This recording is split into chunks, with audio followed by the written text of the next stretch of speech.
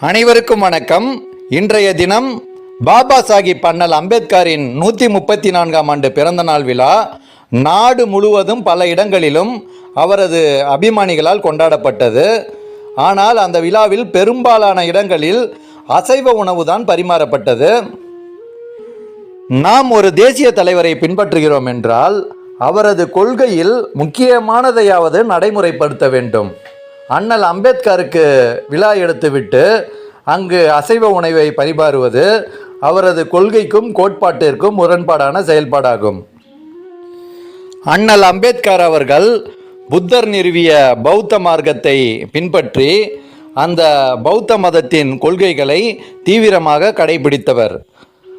புத்த பிரான் அருளிய பௌத்த மார்க்கத்தின் முக்கிய கோட்பாடுகள் உயிர்கருணை, கொல்லாமை, புலால் மறுத்தல் ஆகியவை ஆகும்.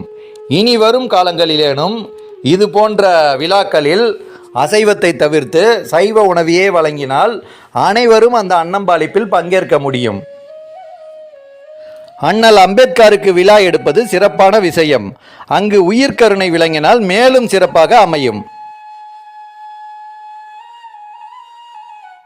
இது அடியேனின் அன்பு கலந்த வேண்டுகோள். எல்லா உயிர்களும் இன்புற்று வாழ்க. நன்றி, வணக்கம்.